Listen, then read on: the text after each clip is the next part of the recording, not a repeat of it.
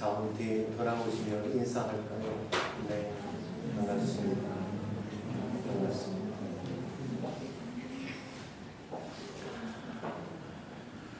공든탑이 무너질까? 무너질 것 같지 않지만 무너진답니다. 이런 이야기가 있어요. 개미 구멍으로 공든탑 무너진다. 아주 자그마한 실수 또는 영향을 받았더라도 넘어질 수 있다는 거예요.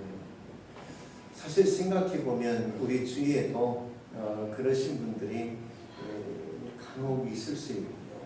또 공직자나 정치인들을 보면 정말 그 명성과 지혜가 한순간 자그마한 실수 하나로 말 실수든지 아니면 행동을 잘못하든지 아니면 자녀에게 문제가 있다든지 자그마한 실수 하나로 지금까지 잘 쌓아왔던 공든탑이 한순간 무너질 때가 있더라고요.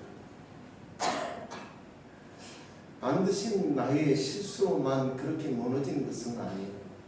어떤 세상의 영향을 받든지 아니면 내 자녀가 실수하든지 나와 가까이 있는 사람들이 나를 험담하든지 아니면 실수로 인해서도 공든탑이 한순간 무너질 수 있더라는 거죠. 여러분, 그 가운데 부모가 일평생 애써 쌓아올린 공든탑을 그 자녀가 한순간 무너뜨릴 때가 있어. 그런 예가 오늘 본문에 소개되어 있습니다. 아버지 히스기야와 아들 므낫세 이야기입니다. 과연 히스기야와 므낫세는 그 아버지의 그 아들이었을까? 그렇지 않았던 것 같습니다. 아버지가 쌓아올린 그 공든탑을 그 아들 므낫세가 한순간 무너뜨려 버린 겁니다. 아버지 히스기야가 죽었습니다. 그리고 그 아들 므낫세가 왕이 되었어요. 므낫세가 왕이 된 것은 불과 약관 12살에 불과했습니다. 12살 어린 나이에 제가 왕이 되었는데 그가 무려 55년 동안 왕 위에 있는 동안 좀 아버지를 닮았으면 참 좋았을 텐데 아버지를 전혀 닮지 않은 겁니다. 여러분, 오늘 본문에 보면 어떻게 그 아버지와 전혀 닮지 않았는지 우리에게 소개해주고 있는데, 첫 번째, 그 아버지와 다르게 우상 숭배에 깊이 빠진 아들이에요. 여러분, 2절 보면 여호와 보시기에 악을 행하여 여호와께서 이스라엘 자손 앞에서 쫓아내신 이방 사람들의 가증한 일을 번지라. 히스기야 때와는 전혀 다르게 그 어떤 므낫세 때 하나님께서 두고 볼 수 없을 만큼 정말 가증했대요. 어떻게 주님은 이렇게 므낫세 때 이스라엘 보았더니 가증할 만큼 심히 우리 하나님께서 탄식하고 계셨다. 3절 보면 아버지가 헐어버린 산당을 다시 세우고요, 바알을 위해서 단을 쌓고요, 아스라 목상을 만들고, 그리고 이를 성신을 숭배했대요. 그리고 4절, 5절, 3절에 우상을 만들어 두고 6절에 보니까 자식을 불 가운데 지나가게 하며 신접한 여인들과 박수, 무당을 신뢰했대요. 그런데 6절에 보면 흰놈의 아들 골짜기란 말이 있잖아요. 야, 이 말이 무슨 말일까? 이 흰놈은 사람 이름이에요. 그리고 아들은 말 그대로 아들입니다. 그래서 히브리어로 흰놈 벤, 그리고 골짜기는 히브리어로 겐이에요. 그래서 흰놈 벤, 그리고 겐을 합해서 겐헨나라 그렇게 일컬어서 히브리어는 적혀 있어요. 흰놈이란 사람의 아들이 소유한 골짜기라는 거예요. 근데 이 골짜기가 약 700여 미터나 되는데 이것이 어디 있냐면 예루살렘 남쪽에 울타리 바로 밖에 약 700여 미터나 되는 골짜기가 있는데 바로 이것이 우상단지라는 거죠. 여러분 대전에도 지금은 다 없어졌지만 계룡대가 세워지기 전 여러분 어땠습니까? 계룡산 뒤편에 온갖 대한민국에 있는 모든 잡신들이 다 그곳에 모여 있었잖아요. 어린 시절에 그곳에 가보니까 초가집처럼 되어 있는 곳에 울타리가 쳐져 있고 바로 그 앞에 하얀색 망아지 한 마리가 있어요. 교주가 그 망아지를 타고 동네 한 바퀴를 돌면 모두가 다 숭배하는 그런 희한한 현상이 계룡대가 들어오기 전 그곳에 있었어요. 근데 계룡대가 들어오면서부터 대전 곳곳에 다 흩어지면서 우리 개신교의 간판을 달고는 곳곳에 숨어 있는 거예요. 그래서 대전은 특별히 요천동이라든지 이런 지역에 굉장히 우상들이 많이 있습니다. 그 옛날 계룡대에 있던 것이 다 나왔어요. 마치 그 옛날 그 갑사라든지요 계룡대에 있었던 온갖 잡신을 숨기던 그 동네가 바로 흰놈의 아들 골짜기로 여러분 이해하면 될 듯 싶습니다. 누구 때문에? 므낫세 때문에? 아니요, 사실은 솔로몬 때문에 그래요. 솔로몬이 얼마나 많은 정략격을 했는지 그의 아내만 700이고요 첩이 300이고 아마 솔로몬이 얼굴이나 기억했을지 모릅니다. 그렇게 많은 그 아내와 첩을 두었는데 정략 결혼을 하다 보니까 모압, 아몬 또 아말렉이라는 주변에 있는 온 나라와 부족의 공주들을 다 그렇게 아내로 삼아버립니다. 그냥 저들이 오면서 하나씩 우상단지를 가지고 와서는 어디에요? 흰놈의 아들 골짜기에 다 성당을 세워버립니다. 그러니 흰놈의 아들 골짜기에 온갖 우상단지들이 가득했던 거예요. 그 중에 하나가 몰록이란 신전이 있었는데 이 신전에는 불을 피우고요. 그 불 가운데 아들을 인신제사로 들여보내는 거예요. 그래서 불 가운데 지나다가 불 피워서 아들들이 죽어갑니다. 인신제사를 그런데 그 아버지 히스기야가 무너뜨릴지는 모르겠지만 이와 같은 우상 단지들을 하나씩 눈에 보이는 대로 다 헐어버렸는데 누가 이것을 다시금 살려냈어요. 그 아들 므낫세가 살려내었다. 여러분 언제 가서야 이것이 무너졌습니까? 솔로몬 때로부터 약 330년이 지난 요시야 왕 때는 완전히 이 모든 우상 단지들이 다 무너져요. 그때까지는 여러분 솔로몬이 가지고 들어온 그 모든 것을 므낫세가 이렇게 여전히 가슴에 끌어안고 있는 거예요. 하나님이 보실 때 이것이 얼마나 보기 좋지 않았는지 우리 하나님께서 그 어떤 이방 민족들보다 가증하다 할 만큼 그렇게 우상 단지를 끌어안고 살았던 왕이 므낫세였습니다. 뿐만 아니죠. 구절 말씀 보면 국민을 범죄에 빠뜨린 아들이었어요. 혹시 노명이 파밀쳐 국민들로 정신을 잃게 하고요 세상을 어지럽혀 버렸습니다. 지금 대한민국도 정말 어지럽잖아요. 정말 어지럽고 이렇게 정신 잃고 살아가는지 싶을 만큼 백성 한 사람 한 사람을 두고 보면 혹시 의민이라고 할 만큼 그렇게 어지러운 세상에 우리가 지금 살아가고 있습니다. 그렇게 국민들로 범죄에 빠뜨리게 했던 왕이 므낫세였습니다. 이걸로 하나님께서 두고 볼 수 없어 본문 10절, 11절을 보면 우리 하나님께서 므낫세를 가만두지 않았습니다. 바벨론으로 므낫세를 포로로 붙잡아 가는데 쇠사슬에 완전 온몸을 결박해서 저를 끌고 가요. 지옥이죠. 굴욕이죠. 그렇게 온몸이 쇠사슬로 묶여서 므낫세가 바벨론의 포로로 끌려가게 됩니다. 이 지경에 이르기까지 그 아버지 히스기야는 무엇을 했을까? 그 아버지 히스기야는 무엇을 했기에 이 아들이 이렇게 철저하게 무너지기까지 그냥 놔둔 것일까? 그 이유는 어디 있습니까? 때에 따라서는 회초리를 대든지 아니면 어떤 훈계를 통해서도 이 아들을 바로 세웠으면 좋았을 텐데 왜 회초리를 대지 못한 것일까? 잠언 13장 24절에 보면 이런 말씀이 있습니다. 매를 아끼는 자는 그의 자식을 미워하느니라. 자식을 사랑하는 자는 근실이 징계하느니라. 정말 이 아들을 사랑하지 않아서 회초리를 대지 않은 것입니다.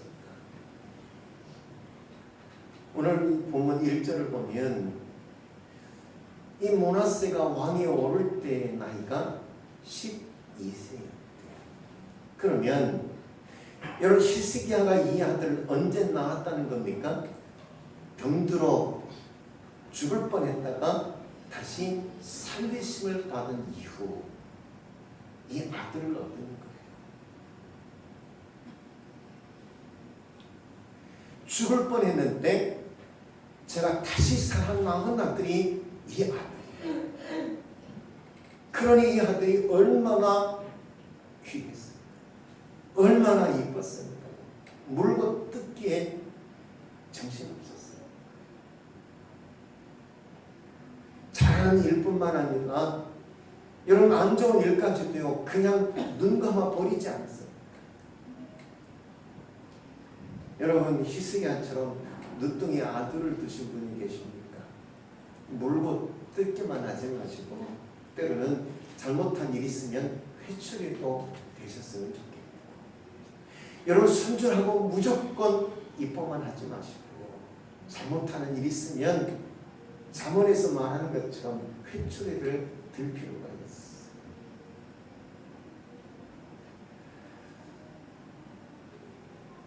회초리를 들 수 없을 만큼 자녀들이나 손주들이 다 자라고 그랬습니까? 그러면 지난 수요일 여러분들이 말씀드렸던 것처럼 권면하십시오.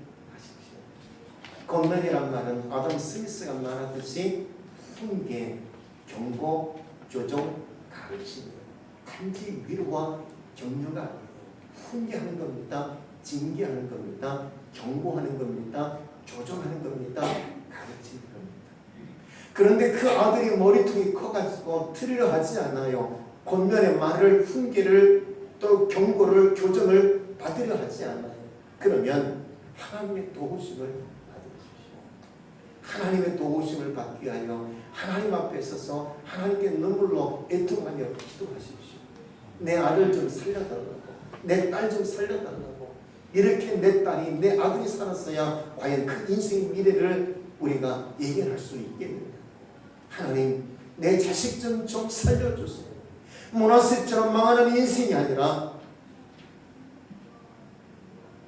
이름값 하며 살 수 있는 자녀가 되게 주님 도우시옵소서. 여러분 하나님께 매달려 기도할 수 있는 여러분이 되셨으면 좋겠습니다. 그런데 이 아들 그래도 보고 배운 것이 있는 아들이었던 것 같아요. 그렇게 온몸이 쇠사슬로 묶여 결박된 채 포로로 끌려갔잖아요. 위기의 순간이에요. 치욕이죠. 절망입니다. 그런데 이와 같은 치욕과 굴욕과 절망 가운데 이 아들이 선택한 것이 무엇입니까? 그 아버지처럼 하나님께 기도하는 것이었어요. 12절 13절 우리 함께 읽어보겠습니다. 시작. 그가 환난을 당하여 그의 하나님 여호와께 간구하고 그의 조상들의 하나님 앞에 크게 겸손하여 기도하였으므로 하나님이 그의 기도를 받으시며 그의 간구를 들으시사 그가 예루살렘에 돌아와서 다시 왕 위에 앉게 하시네. 므낫세가 그제서야 여호와께서 하나님이신 줄을 알았다. 이 아들 므낫세가 다른 건 다 몰라도 이거 한 가지만큼은 저가 알았던 것. 그 아버지 히스기야가 아수르의 위협 앞에 하나님께 기도했던 것처럼 죽을 병이 들었을 때 하나님께 벽을 향하여 기도할 때 그 질병을 고침받은 것처럼 위기에는 환난 때에는 하나님께 기도하는 거구나 하는 것, 이거 하나만큼은 제가 배운 거예요. 아멘. 그 아버지 히스기야처럼 치욕스러운 그 순간, 절망의 순간, 고난의 그 순간, 그 아버지 히스기야처럼 하나님께 겸손히 기도하기 시작했어요. 하나님 말씀합니다. 그의 간구를 들으셨어요. 그리고 되돌아오게 하셨는데 다시 왕위에 오르게 하셨습니다. 적어도 이거 하나만큼은 배운 겁니다. 여러분, 우리 자녀들을 하나님 앞에 세우십시다. 아멘. 그리고 기도하는 법을 가르쳐 주십시오. 아멘. 내가 언제까지 이 아이들을 위해서 기도할까요? 이 아이들을 내가 끝까지 지켜주고 싶지만 그럴 수 없는 때가 오죠. 그때에 어떻게 할까요? 이 아이들이 살아가는 동안 위기를 만날 때, 환난을 만날 때 나와 같이 하나님 앞에 서서 기도할 수 있는 자녀 만들어야 되지 않겠습니까? 말로 될까요? 가르쳐서 될까요? 히스기야처럼 여러분 위기에, 절망에, 환난일 때 하나님 앞에 서실 수 있는 여러분이 되길 원하고, 아멘. 하나님 앞에 서서 기도하는 여러분의 모습을 통해 그 아들이 배우게 될 거고 그 자녀가 배우게 될 겁니다. 히스기야, 다른 건 다 몰라도 이거 하나만큼은 배우게 될 겁니다. 나와 같이 우리의 자녀도 인생을 살다가 어려운 일을 만날 때 하나님께 기도하고 기도로 삶의 문제를 풀어가는 귀한 하나님의 은혜가 있기를 주의 이름으로 축원드립니다. 아멘. 이 시간 두 가지를 권면하고 싶습니다. 먼저 자녀들에게 권면하고 싶어요. 이렇게 권면하고 싶습니다. 행동과 생각을 분리하십시오. 행동과 생각을 분리하십시오. 지금 우리 젊은이들이 여기 많지 않은데 여러분 꼭 기억하십시오. 생각이 많으면 무엇이 많아요? 근심이 많게 되어 있어요. 그러기에 행동과 생각을 분리할 필요가 있어요. 멜 로빈스라는 여인이 있어요. 아직도 젊은데요. 그가 5초의 법칙이라는 책을 썼는데 지금 우리나라에는 얼마 전 이것이 출간되어 나왔어요. 결혼했답니다. 남편이 사업에 실패했대요. 빈곤이 찾아왔어요. 부부간의 다툼이 많아지기 시작하자 이혼 위기를 만나요. 삶의 위기와 절망이 찾아와 견딜 수 없어 술로 날마다 그렇게 쪄들어 살아요. 침대에서 이불을 걷어치우고 나오고 싶지만 이대로 모든 것을 다 포기하고 싶어요. 내가 무엇을 한들 알람을 누르고 일어나서 세수를 하고 그리고 무엇을 한들 내 삶에 소망이 있을까? 전혀 그 삶에 소망이 없을 것 같아요. 그러던 어느 날 침대에 누워서 TV를 보는데 로켓을 발사하는 한 장면이 TV에서 중계로 소개되더래요. 그런데 로켓을 발사할 때 카운트다운을 하는데 5, 4, 3, 2, 1 발사. 하늘을 향해서 치솟아 오르는 미사일을 보고는 제가 생각을 이렇게 바꿨대요.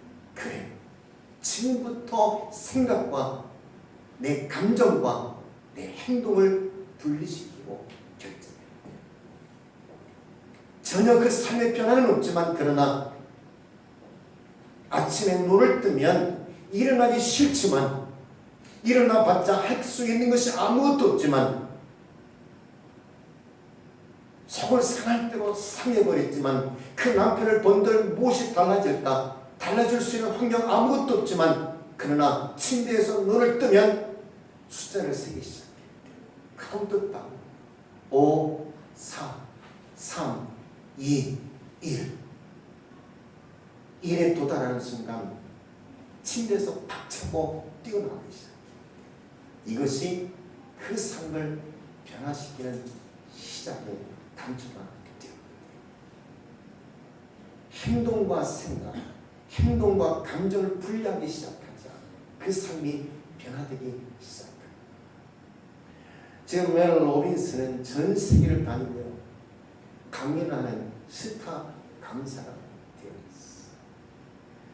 우리가 주를 믿을 때 계산하지 마십시다. 무엇을 생각하고 감정에 치우쳐 망설이지 마십시다. 우리는 그렇게 주저하거나 망설이거나 뒷걸음치지 마시고 주님 앞에 쉬이 뛰어들어 기도하고 그분의 은혜 가운데 살아가십시다. 아멘. 생각과 감정을 분리시켜 믿음으로 하나님 앞에 나아가기 시작할 때 어느 순간 내가 하나님 앞에 서 있어 하나님께서 주신 은혜와 축복으로 우리 삶이 변화된 것을 반드시 발견하게 될 겁니다. 믿음은 계산하는 것이 아닙니다. 믿음은 내 생각대로 되는 것이 아닙니다. 믿음은 내 감정을 뛰어넘는 능력이 되는 겁니다. 여러분 생각하지 마시고요. 감정에 치우치지 마시고요. 계산하지 마시고요. 하나님 말씀 앞에 서서 그 말씀에 순종하며 믿음으로 살아가시는 우리의 자녀들, 젊은이들이 되기를 주 이름으로 축원드립니다. 아멘. 우리 부모에게 권면하고 싶습니다. 기도하며 생각하십시오.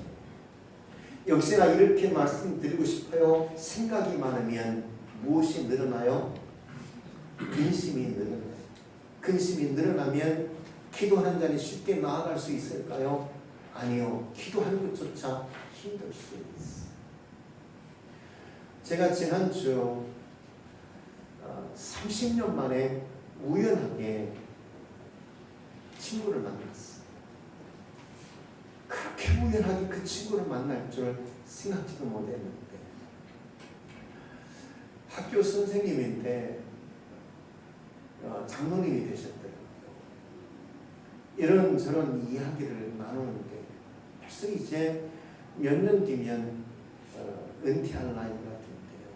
그래서 생각이 참 많대요. 그래서 기도하고 싶은데 자꾸 생각하다 보니까 기도가 안 된대요. 그래서 이런저런 이야기를 하다가 제 생각에 이런 생각이 들었어요. 우리는 곧잘 이렇게 말할 수 있습니다. 인내하며 기도하며 잘 참고 견디며 우리가 살아가고 있습니다. 우리가 그렇게 말할 수 있어요. 인내하며 기도한다. 잘 참고 견디며 기도한다. 그 이야기를 하다 보니까 먼저 인내하려고 생각하고 무언가를 참고 견디를 생각하고 무언가를 생각하려 할 때 자꾸만 기도가 뒤로 미뤄지고 기도가 안 되는 거예요. 그래서 이렇게 좀 바꿔서 했으면 어떨까? 다시 말하면 기도하며 살다 보니까 무엇을 하게 되는 거예요? 인내하게 되는 거예요. 기도하니까 아무리 힘들고 어려워도 견딜 수 있게 되고요. 기도하니까 얼마든지 참을 수 있고요. 기도하니까 하나님의 은혜를 입어 내 마음이 기뻐지고 내가 기도하니까 그토록 미웠던 사람이 살아가게 되더라는 거예요. 여러분 생각하며 기도하는 것이 아니라 인내하며 기도하는 것이 아니라 여러분 기도하면 인내하게 되고 기도하면 사랑하게 되고 기도하면 삶이 바뀌어질 수 있어. 먼저 기도로부터 시작할 수 있는 여러분이 되기를 주 이름으로 축원드립니다. 우리에게 근심이 있을 수 있어요. 우리에게 어려운 환난을 만날 수 있어요. 우리의 감정에 치우칠 수 있고 많은 생각 가운데 이런 묻혀 살아갈 수 있어요. 그러나 그 어떤 생각과 감정과 느낌을 개선하기보다 먼저 기도하실 수 있는 여러분들 되셔서 기도로 자녀에게 어떻게 살아가는 것인지를 가르쳐 여러분의 자녀들도 여러분처럼 기도를 통해서 모나스처럼 상황을 역전시켜 버릴 수 있는 역전의 용사들이 되기를 주님의 이름으로 축원드립니다. 우리 함께 이 시간 찬양하고 기도했으면 좋겠어요. 우리가 모나스만큼 큰 시련과 환난을 만날 수도 있지만 그렇지는 않을 겁니다. 어쨌든 우리가 모나스와 같이 시련과 환난을 만날 때 우리는 무엇을 선택할까요?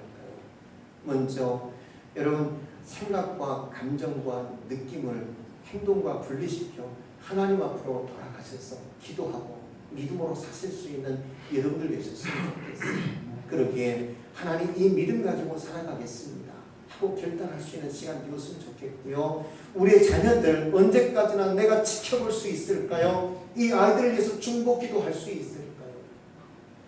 지속적으로 그렇게 하고 싶지만 내려놓을 수밖에 없는 때가 있어. 미리 연습해야 합니다. 하나님께 우리의 자녀들의 인생 넘겨주는 연습해야 합니다. 내가 지켜보는 것이 아니라 내가 아이들을 도와주는 것이 아니라 하나님의 도움을 받아 살아갈 수 있도록 하나님께 미리미리 넘겨주는 연습을 해야 합니다. 하나님 우리 자녀들 저들의 영혼을 책임져 주시고 그들의 인생을 경영하여 주시옵소서. 오늘 이 시간 우리 함께 찬양하며 기도했으면 좋겠습니다.